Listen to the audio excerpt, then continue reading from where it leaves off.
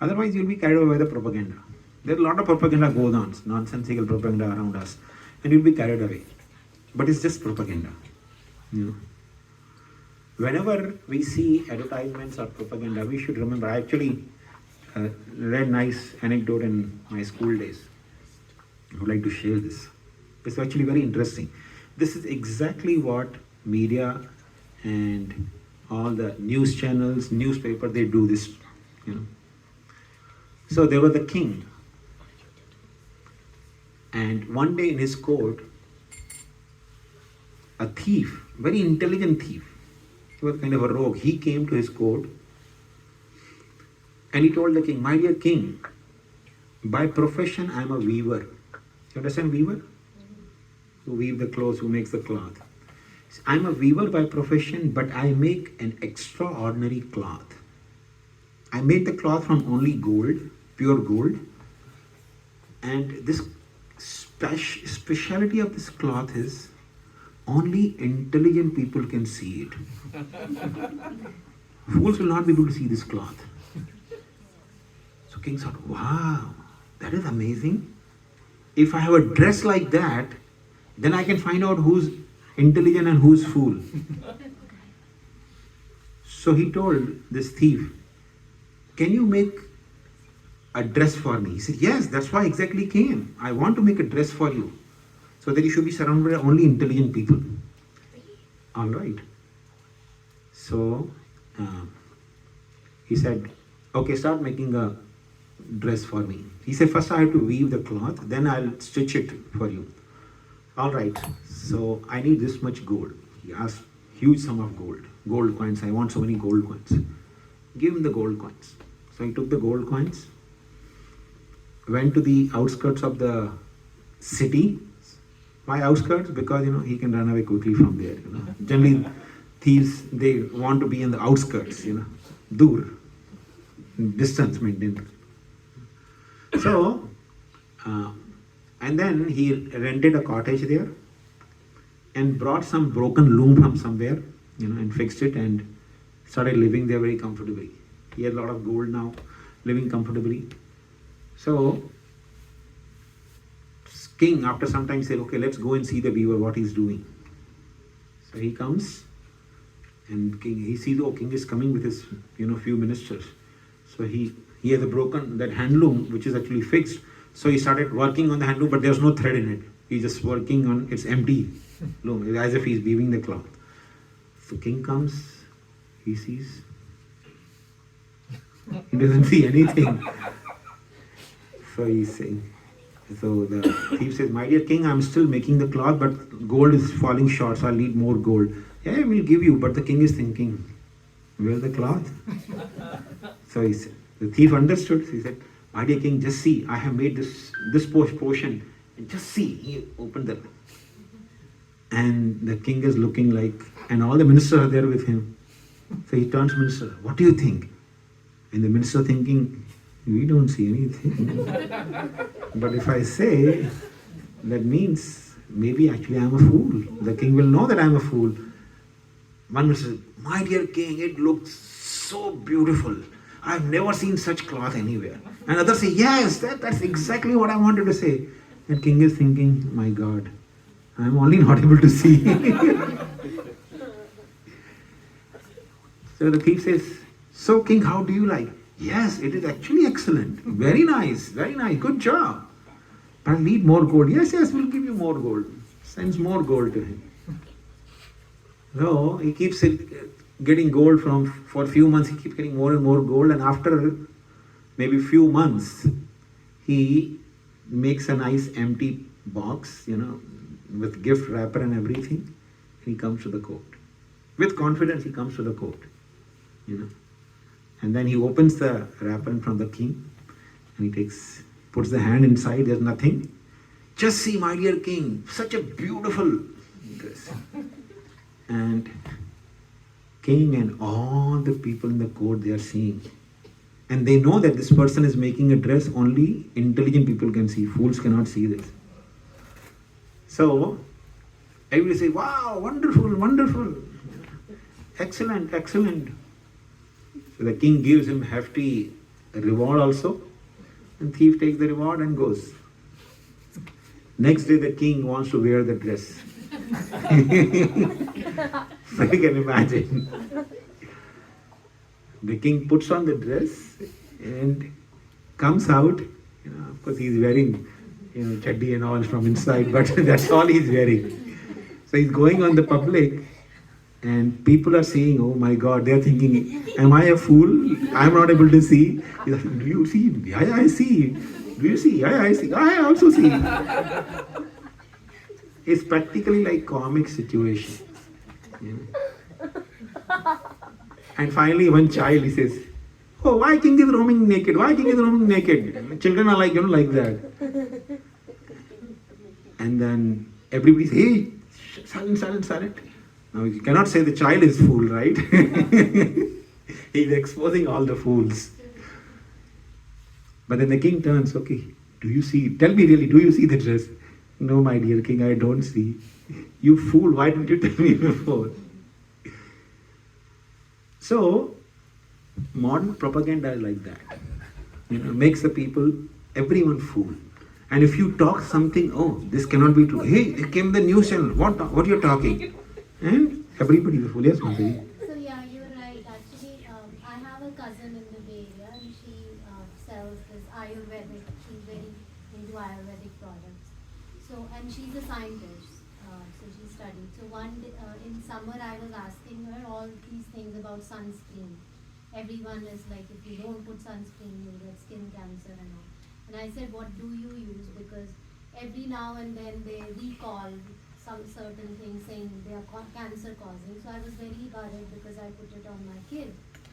And this is exactly what she said. She said US is all about propaganda. They instill fear in you and try to sell something. So never go after fear-based. And she said, while growing up in India, we never used any sunscreen or anything. I never used sunscreen till date.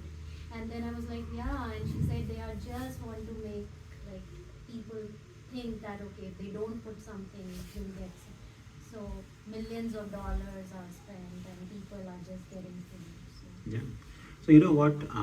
Actually, when we start practicing Krishna consciousness, you develop good intelligence. Your intelligence becomes very sharp. So you can actually see through what is propaganda, what is reality. Okay. So you don't buy into propaganda. But yes, people who get carried away by propaganda, they accumulate more and more and still they are not happy. They still are fearful.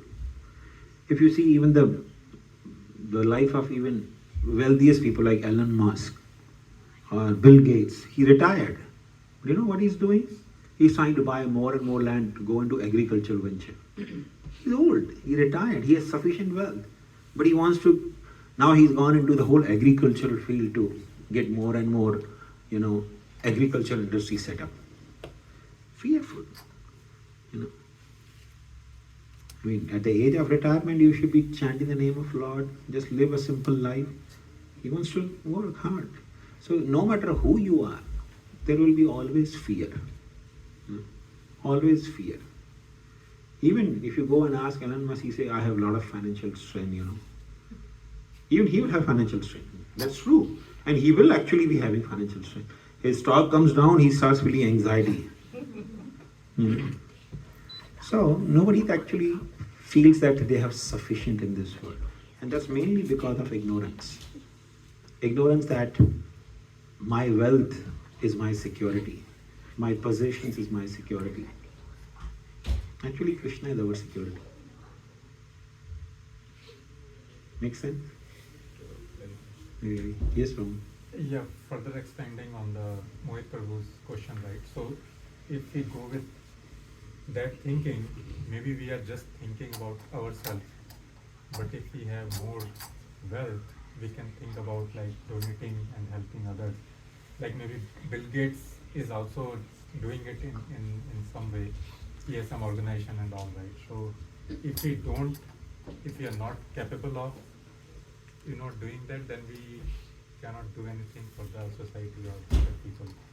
Surely, if you have ability and you can do for others, it's good. Mm-hmm. But to take too much anxiety that I should accumulate and help others, it's not really an intelligent life. It's not really intelligent proposition. You know. Why? Because you see, one may start with the idea that I want to help others. But to help others, you don't necessarily need money. Like, for example, I have studied Bhagavad Gita and imbibed some wisdom from Gita and Bhagavatam. I share that with people. So do you feel enlivened? Whatever you discussed in last 1 hour, do you feel enlivened? Do you feel more wiser? Yes, right? Because message of Gita and Bhagavatam actually makes you more wise, makes you more peaceful. So if I'm sharing this wisdom with people, actually I'm helping people to uplift their consciousness. So probably you can put your effort in that direction. Let me learn Bhagavad Gita, let me learn Srimad Bhagavatam, and let me share that wisdom with people. Because sharing with money, even if you have any amount of money, can you even adopt one person, say one homeless person, and take him to the home and take whole life his care? Can you do it? It's difficult, right? We don't have resources. Even if you have a lot of money, you cannot do it because you don't have sufficient resources. Okay? But one thing you can do is learn the message of Gita and Bhagavatam. You will feel so peaceful and content that you will not be able to contend within yourself. You want to share with others. And you will give others that wisdom as well. So we should try to give others what is actually sublime. Srila Prabhupada gives a nice example. But suppose a rich man's son, he leaves his father. And, he exhausts all his money. So one day you see him on the road, his clothes are torn and he's without any food, he's emaciated. Hey, this boy is the son of that friend of mine who's very wealthy. Why is he rotting like this? So you think, okay, he doesn't have any food, let me give him some food. He's son of my friend, let me give him some food. You give him some food. You give him food now, but tomorrow he'll be again hungry. Tomorrow you give him food, day after again he'll be hungry, right? So somebody else says, oh, I know this boy, he's son of that wealthy, his clothes are torn, let me give him some nice dress. So somebody gives him nice dress. Suppose Mohit Prabhu goes and says, oh, I know this boy, he's son of that rich man. He goes, what nonsense you are doing? Come, catches hold of him.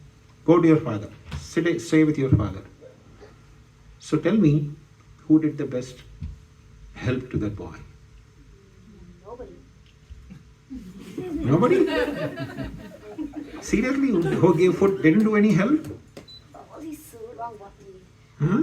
I think it's more Mohit Prabhu because if he goes to his father, then his father will give him his clothes, his food, and all those stuff he needs. Make sense? Give applause to Shreya. Makes a lot of sense, right?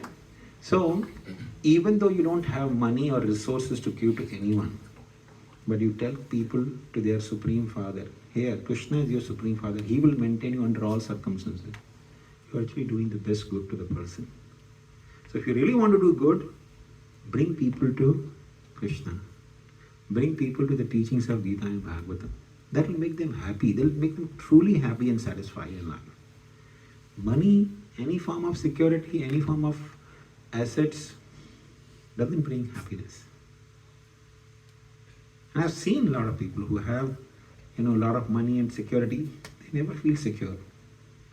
And when you start growing old, when the body starts becoming invalid, the more money you have in the bank, the more you are anxietyful. I have to leave everything now. It's time to leave. If you don't have much, you have less anxiety. But if you have more anxiety.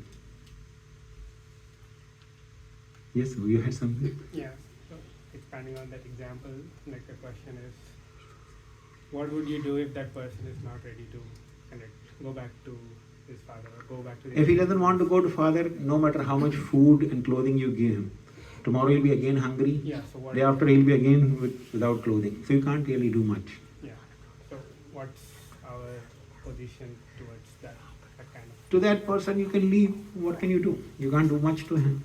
Do whatever help you can, by maybe giving 1 or 2 meals or giving one pair of clothing. But what can else can you do? You can't take care of him whole life. You can't tell him, come and stay with me. He doesn't live with his father. What he'll live with you, right? So similarly, there are people in this world you'll find, they say, I don't care God, I don't care Krishna, I'm an atheist, I don't believe in God. So you can't do much to them. You can try to give them wisdom, through some logical explanation. If they accept it, it's fine. If they don't accept it, move on. What can you do? You cannot keep, force to the person that no, you have to go back to your father. Then your problems will be solved. He doesn't want to solve the problem, right? So you can't help him.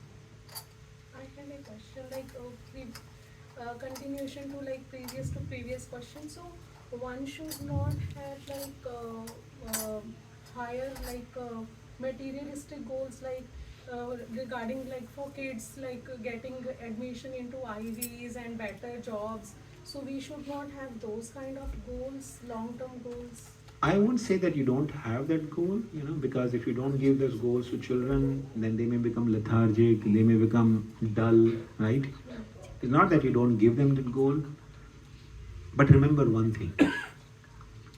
Whether you studied in UCLA or you went to the community college, once you graduate and you start working, nobody pays attention which university you passed out.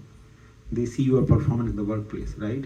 They will not see, oh, he's from UCLA and he doesn't even know how to do this much work, like one person, PhD person, he took up a job in some place and the boss first day told him, this place is so messy, can you just bring a broom and clean this place? Sir, I'm a PhD. He said, oh really? They never taught you how to broom? So, remember one thing, when a person actually starts working in job, no matter which field you are in, doesn't matter which university you came from, how much your grades were, your performance at the work will be seen. If you are able to do the job nicely, even if you don't have degree in that field, but if you're able to do job, you will be hired, you will be retained, right? So it doesn't really matter, which university or which college our children went to. Of course, going to certain college or certain university